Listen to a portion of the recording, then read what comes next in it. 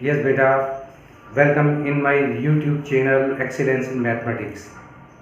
So today we are going to start exercise 3.5 और question number first. तो इस video में हम आपको बताएंगे बेटा क्रॉस मल्टीप्लिकेशन मेथड। वैसे तो हमने आपको तीनों मेथड बता दिए थे कि एलिमिनेशन मेथड क्या होता है, सब्स्टिट्यूशन मेथड क्या होता है और क्रॉस मल्टीप्लिकेशन मेथड क्या होता है। अब इस पर बेस से क्वेश्चन करेंगे हम। क्वेश्चन नंबर फर्स्ट है कि which of the following pair of linear equations have unique solution, no solution और infinite many solution. In case there is a unique solution, find it by using cross multiplication method। तो सबसे पहले तो हमें check करना है कि किस टाइप का ये सॉल्यूशन। फर्स्ट इक्वेशन लिखा हुआ है मेरा, फर्स्ट पार्ट लिखा हुआ है मेरा question number 1 exercise 3.5 x minus 3y minus 3 is equal to 0 और 3x minus 9y minus 2 equal to 0। तो बेटा पहले a1 upon a2 find out करेंगे। तो यहाँ 1 और ये 3, 1 अपॉन 3 हो गया। ऐसी b1 upon b2 minus 3 upon minus 9, तो ये भी 1 अपॉन 3 हो जाएगा। और c1 upon c2 minus 3 upon minus 2, तो ये 3 अपॉन 2 हो जाएगा। माइनस से माइनस कैंसिल कर दिए। अब आप यहाँ देखो बेटा a1 upon a2 is equal to b1 upon b2 is not equal to c1 upon c2। तो ये कौन सा सॉल्यूशन हुआ हमारा? No solution. ये पैरेलल लाइन वाला हो गया, ठीक है, इसमें लाइन होंगी पैरेलल। अब चेक करते हैं इसको। a1 upon a2 is equal to 2 upon 3, b1 upon b2 1 upon 2 है ना, 1 ये हो गया, 2 ये हो गया। तो आप यही चेक कर लो कि a1 upon a2 is not equal to b1 upon b2 है ना, तो ये यूनिक सॉल्यूशन है। a1 upon a2 is not equal to b1 upon b2, तो इसे कहेंगे हम बेटा यूनिक सॉल्यूशन, राइट। चलिए अब इसको सॉल्व करते हैं बाय क्रॉस मल्टीप्लिकेशन।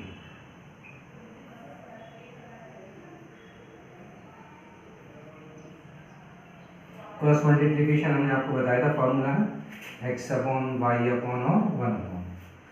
x में है तो बेटा b1 से स्टार्ट होगा, b1 c2 minus b2 c1। y है तो c1 से स्टार्ट होगा, c1 a2 minus c2 a1। और ये a1 से स्टार्ट होना है, a1 b2 minus a2 b1, ठीक है। अब इसमें a1 a2 b1 b2 c1 c2 की वैल्यू हम रख लेते हैं। तो देखो बेटा a1 कितना है इसमें से डायरेक्ट रख लेते हैं। देखो वैल्यू है ना, ये a1 है, ये b1 है, c1 है, a2 b2 और c2, ठीक है। चलिए मैं वैल्यू रखता हूँ, आप ध्यान से देखिएगा।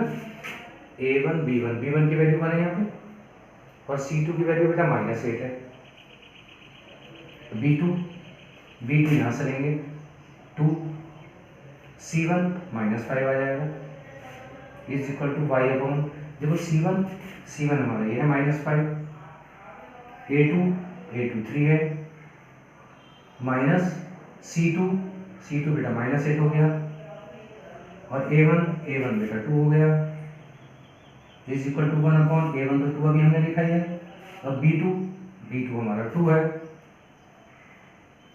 माइनस a2 3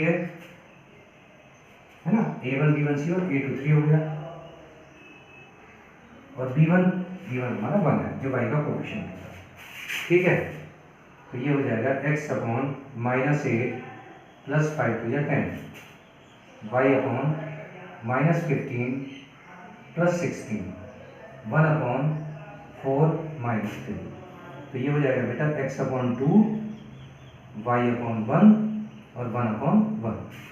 अब जब x अपॉन 2 को इसके साथ करेंगे तो x की वैल्यू 2 आ जाएगी। इधर कर देता हूँ देखो, ठीक है। x upon 2 is equal to 1 upon 1, x upon 2 is equal to 1 upon 1, तो x की वैल्यू आ जाएगी बेटा 2। अब y upon 1 is equal to 1 upon 1, तो इससे y की वैल्यू आ जाएगी 1, और यही हमारे आंसर। यस बेटा, अब है question number 2 of the same exercise 3.5 कि for which values of a and b will the following pair of linear equation have infinite number of solution। Two equations given है देखो, है ना, और एक ही किन वैल्यू के लिए इनफाइनाइट मेनी सॉल्यूशन शो करेंगे, ये हमें फाइंड आउट करना है। बहुत इंपॉर्टेंट क्वेश्चन है ये वाला। तो सबसे पहले बेटा इक्वेशन लिखी है मैंने बोर्ड पे देखो, और इनफाइनाइट मैंने सॉल्यूशन की कंडीशन आपको बताया कि a1/a2 is equal to b1/b2 is equal to c1/c2 जब होता है तो उसका इनफाइनाइट मैंने सॉल्यूशन कहलाता है। तो यहाँ पर वैल्यूज हम रख देते हैं a1/a2 की वैल्यू, तो a1 तो ये हो गया और b1 ये है, c1 ये है, a2 b2 और c2, ठीक है। a1 की वैल्यू 2 हो गई और a2 की वैल्यू हो गई a माइनस बी, b1 की वैल्यू हो गई 3 और b2 की value a plus b. Similarly c1 की वैल्यू देखो 7 है ना, जब हम इधर लेके जाएंगे तो बेटा -7 हो जाएगा, अपॉन इसको भी इधर लेके जाएंगे माइनस में हो जाएगा 3a प्लस बी -2। अब ये माइनस से माइनस कैंसिल हो जाएगा, ठीक है। तो अब इसके लिए पहले फर्स्ट और सेकंड टर्म लेंगे, ये वाले इन्हें क्रॉस मल्टीप्लाई करेंगे, लिख देता हूँ taking first and second terms, ठीक है। क्रॉस मल्टीप्लाई कर दो इसकी, तो देखो 2a plus 2b is equal to 3a minus 3b।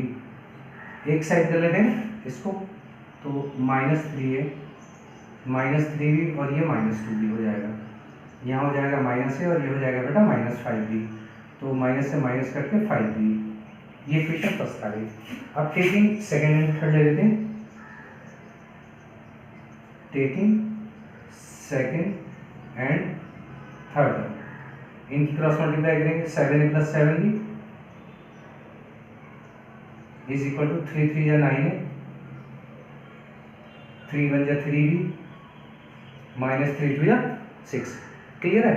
चलिए अब इसको 7a माइनस 9a, ठीक है, plus 7b minus 3b is equal to -6, ये हो जाएगा -2a, ये हो जाएगा plus 4b is equal to -6, correct. अब बेटा a की वैल्यू 5 भी रख देंगे यहाँ पर, तो -2 इंटू 5b,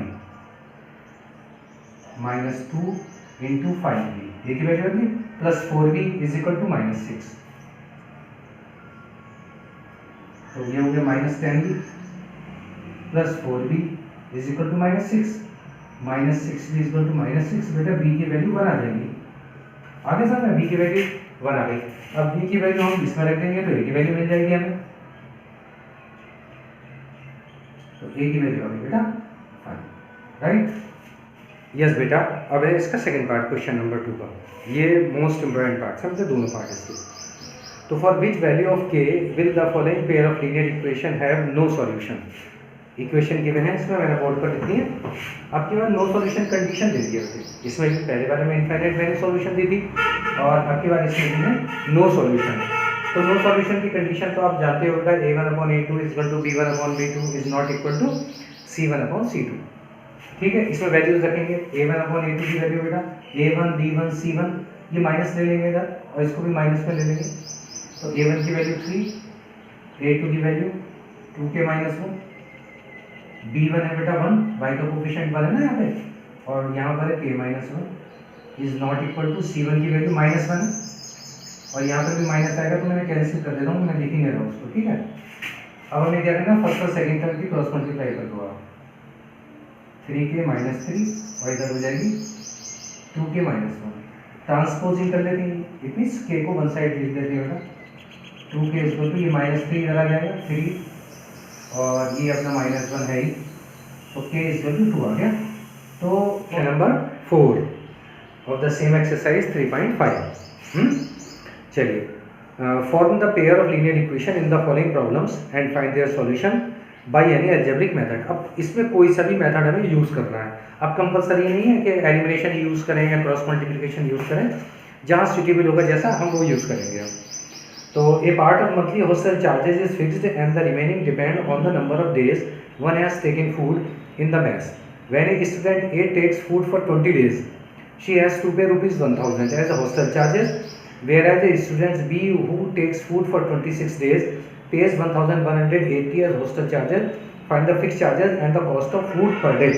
इसमें हॉस्टल में रह रहे हैं बच्चे, तो उसमें हॉस्टल का कुछ चार्जेस होता है और बेटा फूड का चार्जेस होता है। तो इस तरह से एक बच्चा है 20 डेज तक रहा तो उसे पे करना पड़ा 1,000, और दूसरा बच्चा रहा 26 डेज तो ही paid 1,180।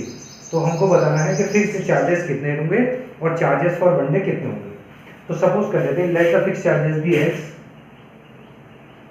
Late the fix charges be x, और है इसमें food per day, charge for food per day, charge for food per day is equal to 1। तो सबसे पहले बेटे 20 डेज के लिए, फॉर 20 डेज देखो फिक्स चार्जेस, और 20 डेज के हो गए 20 ठीक है, फिक्स चार्जेस में 20 डेज का मैं 20 प्लस कर दिया, और उसने पे करा था 1000 रुपीज। अब दूसरा स्टूडेंट था, उसने 26 डेज के लिए स्टे किया और खाना खाया, मतलब है ना, तो 26 डेज का क्या हो जाएगा, x plus 26y is equal to 1180। अब बहुत सिंपल है, देखो हम क्या करेंगे बेटे, इसको एलिमिनेशन मेथड से सॉल्व कर देंगे। ये माइनस ये माइनस ये माइनस ये कैंसिल हो गया, यहाँ बच जाएगा -6y, और यहाँ बच जाएगा बेटा -180, माइनस से माइनस कैंसिल हो जाएगा, तो y की वैल्यू कितनी हो जाएगी, 180/6 कितनी आ जाएगी, 30। ठीक है, और इसकी वैल्यू हम फर्स्ट में रख देते हैं, this is first and this is second. तो बेटा x plus 20 into 30 is equal to 1000, तो x इज इक्वल टू हो जाएगा बेटा 1000 माइनस 600, जो कि 3 6 हो गया, तो बेटा x इज इक्वल टू हो जाएगा 400 रुपीज। तो जो फिक्स चार्जेस थे